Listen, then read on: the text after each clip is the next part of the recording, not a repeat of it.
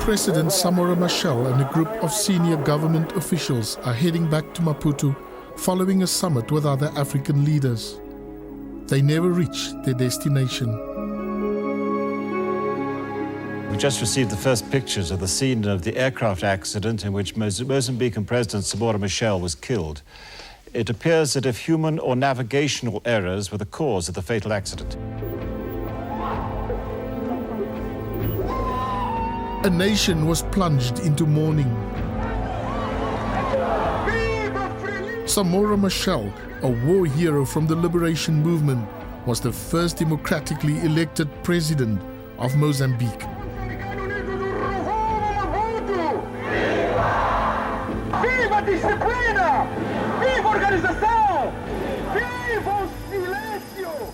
The crash raised instant suspicion that the South African apartheid state may have been involved. I received a call. I know it was early morning, about 4 o'clock in the morning, after the crash, either from the Minister of Police, Mr. Louw, or from one of his officials, to say that there was a crash of an aircraft, passenger aircraft, and the police were there, South African police, and they thought that one of the victims, one of the persons who died, could have been Samora Machel. I also arranged for a message to be sent to the Mozambique government. Minister, the body of the president was lying right here. Where? Right at this spot, and we just put him in the casket. Is this the spot? The bodies were already put into plastic bags with a zip, and they unzipped it, and I immediately recognized his face. His skull was very, very badly injured. Suspicion of South African involvement stemmed from heightened political tensions in the region at the time. Machel had just returned from a war council with Angolan, Zambian and Zairian leaders.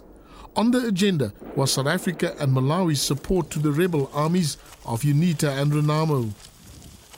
South Africa put together an international commission of inquiry headed by Judge Cecil Margot. This is the actual cockpit voice recording of the final moments before the crash.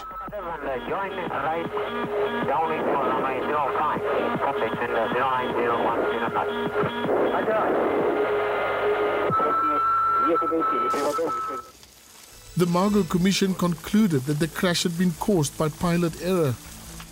Russian aviation experts later issued a conflicting report saying that a false mobile radio beacon such as this one was used to lure the plane off course. And they based this on the sudden 37-degree turn to the right while the plane was heading straight for Maputo. This was rejected by the late Judge Cecil Margot. The most thorough investigation has taken place, and it's not only a matter of opinion, it's a matter of common sense. There is not a tittle of proof, not a jot of evidence to prove that there was a decoy beacon. In 1998, the Truth and Reconciliation Commission reopened a probe into the fatal crash. Mrs. Machel testified that previous attempts had been made on her husband's life. One of the investigations that had been incomplete at the time was the involvement or otherwise of the South African government and or the South African Defence Force in what I consider was the murder of Samora Machel. There were certain suspicions which were supported by some evidence of people who claimed that there was a beacon that was carried at the back of a military vehicle that was intended and in fact did lead the aircraft astray into believing that they were already at Maputo airport, when in fact they were so very close to the mountain.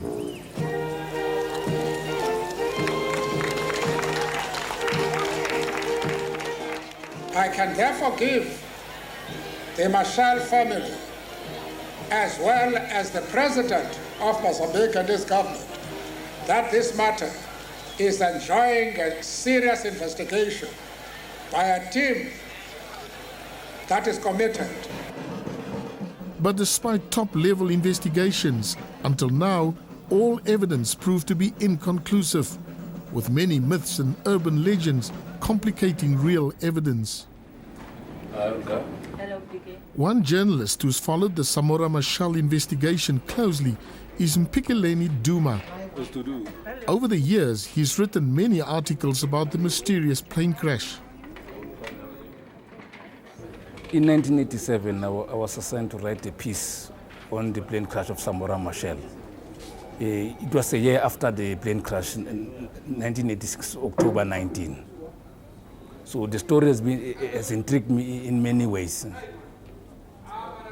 So it was difficult to write that time because we didn't know exactly what happened, but there were a lot of speculations that it was a false beacon, but other people said it was a human error. Duma says a breakthrough came in 2003 when he received a letter from an inmate at a Pretoria prison.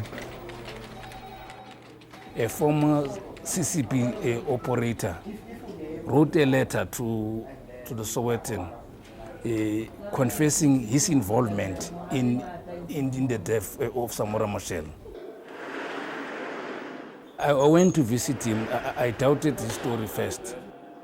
Louw, a former Special Forces and CCB operative, was serving a 28-year sentence in Pretoria for an unrelated killing. After serving only 11 years, he was released last month and he was ready to speak. After the break, Louw speaks out. Our main target was to make sure that Machel is dead.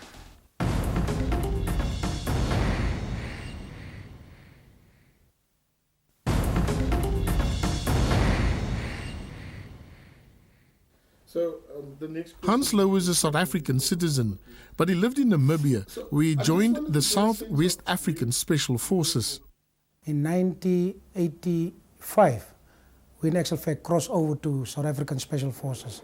Namibian Special Forces actual fact closed down, and we were incorporated into 5-1 Commando, which was a subunit of 5 Rec. This is where I started working very closely with South African Special Forces. According to this book, he was the first black soldier to be accepted into this elite group. If there's a need to arise for a specific operation and they need a specific operative with a specific skill or capability, then they draw it from the different units.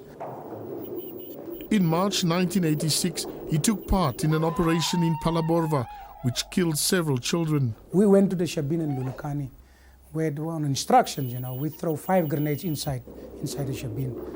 And as a result of that, 6-7 children get killed, school children, and over 60 to 70, 75 of them get wounded. I don't want to sound bitter, I harbor no grudges against nobody. I come into the system, specifically Special Forces, as a young man with big ambitions. I just want to be a professional soldier at the end of the day. My father was a soldier, serving in the Second World War. But I end up, to become a cold-blooded killer. Later that year, in October, he was called up for another special operation. When we come down from Andangwa to 5 Reki, we come down to 5 Reki, where we was done intelligence briefing. Was the target mentioned by name? That target was specific mentions, the plane of Samora Machel that will be expected that night in that specific vicinity. It was a huge operation. There was a lot of different forces involved.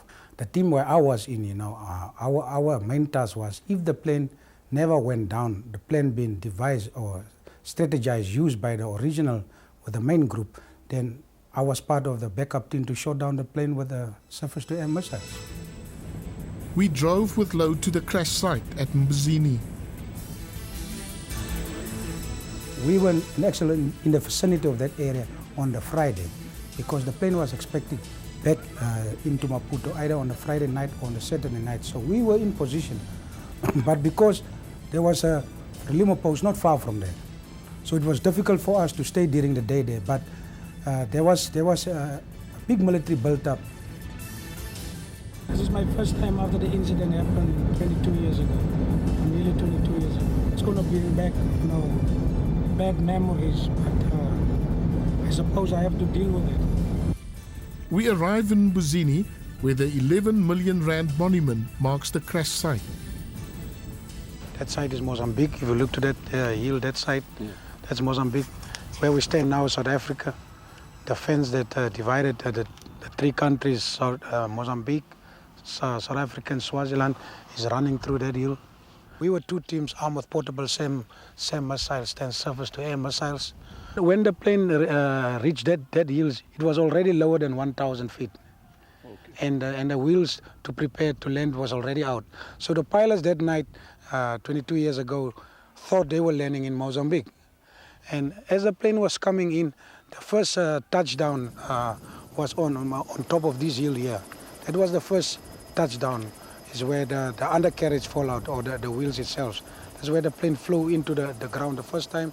The second final impact and crash, it is on our left-hand side where the monument is. We make our way down here to the crash site, where we collect documents and make sure that, Samora Machel was dead. And first light that morning, we will get picked up and we make our way back to Komati Port. This is the house that one of the survivors ran to for help. This 72-year-old grandmother still remembers the heavy presence of South African soldiers in the area.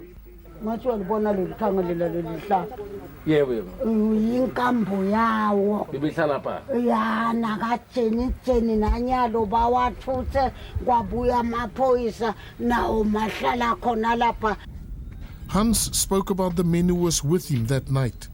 He mentioned several names, including a former Rhodesian Selous scout operative. He was one of the guys, one of the drivers to the area and back to 5 Reke military base. He can elaborate on my story. Each guy must come forward on his own and say what he knows, or how far he's participated in the whole story. There is no way you or me or anybody else can determine whether this man is speaking the truth or not, or whether he has ulterior motives. I'm not going to be a judge because I'm not in a position where all the evidence and where cross-examination can take place. This story points to the necessity of appointing a proper commission of inquiry. After the break, we find one of Louw's former unit members. There was a mission of taking out of the aircraft, which was transporting the president of Mozambique.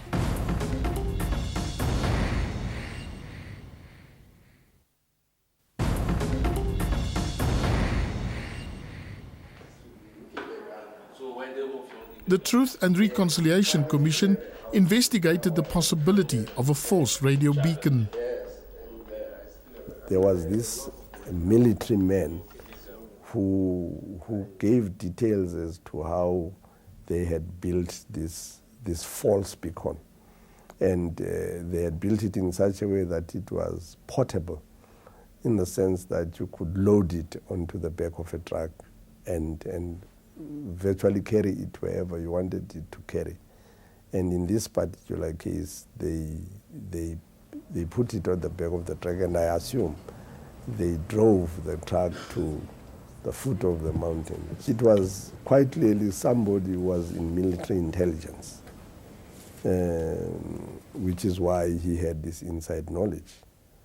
And as I say, Zenzile Heusen had followed very closely that leg of the investigation.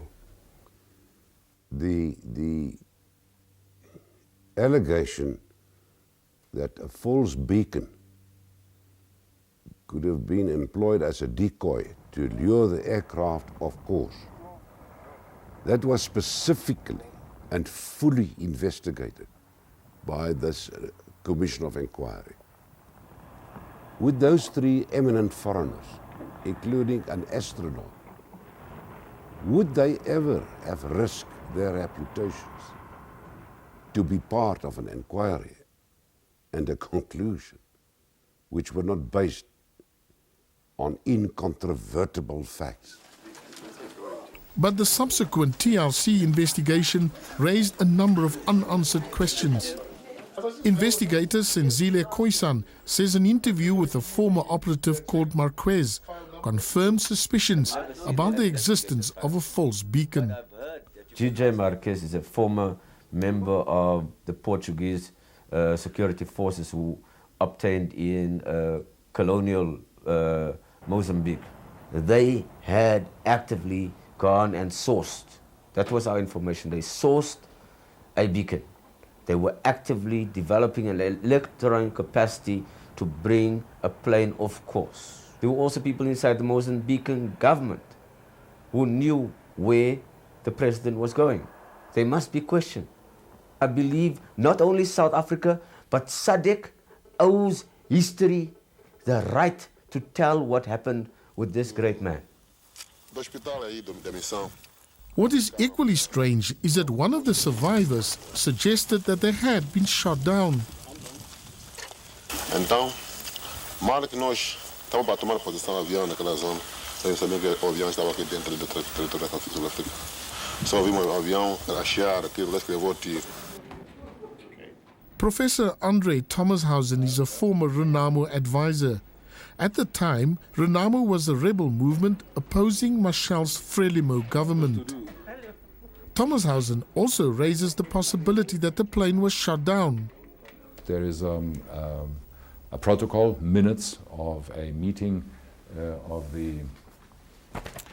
what was then called the Politburo in the Soviet Union of 22 October 1986, chaired by Gorbachev, and in this minutes, at the end,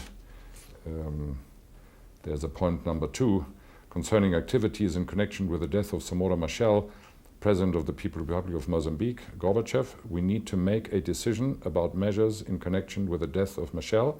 Comrade Aliyev will fly to Mozambique tomorrow. The last report of our pilot was, we have been shot down. Aliyev, the pilot, is now in the South African Republic. Gromyko, all measures should be taken to visit him and set him free through the Red Cross. Possibly it was hit before the undercarriage came down to make an emergency landing. There were a strange disappearance of a turbine, yes.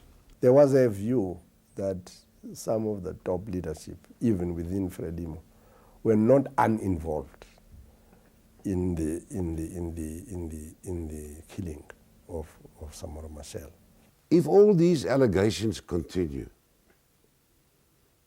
and imaginations and figments of the imagination, then my reaction is very simple and very clear. Appoint a new commission. We finally managed to track down one of Hanslow's former unit members. He agreed to speak to us as long as we don't reveal his identity. Richard Musasa is not his real name. Do you know Hanslow? Yeah, I know Hanslow very well.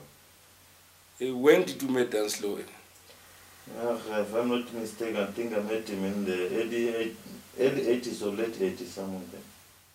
Under what circumstances? 90s. What was he doing? He was employed by Special Forces. And was he in Buzini in 86, around about October? Yeah, of course he was in Buzini. He was there. Oh, why was he there? Yeah, there was a mission of, as we all know, taking out of the aircraft, which was transporting the president of Mozambique from Zambia to Maputo. And this is the absolute truth? Absolute truth. All this thing was arranged from the top brass, and a lot of people was involved, a lot of units and top brass who were available there. So it was the top priority mission to execute that mission. There were a few hand-picked people trusted from Special Forces who were put on site and to secure the whole area, that no one must enter that area, whoever. Was there a false beacon? Yeah, well, there was a false beacon which was put there, which distracted the pilot. Thought that he was in Mozambique, whereas he wasn't in Mozambique and he was in Heusen, and then he descended. Duma says he will continue with his investigation until he finds the truth. Hans Louw and Richard Musasa's testimony is only the beginning.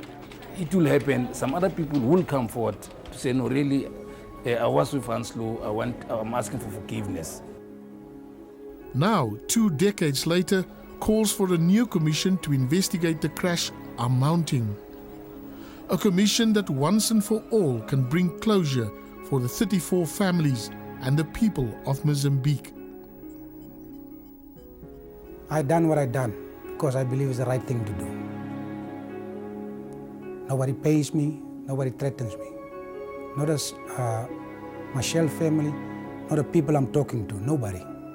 I don't get paid for it. I just want people to know the truth. You know the truth where you are, whether you're in prison, wherever you are, where you sit at your house, when you're going to see this program.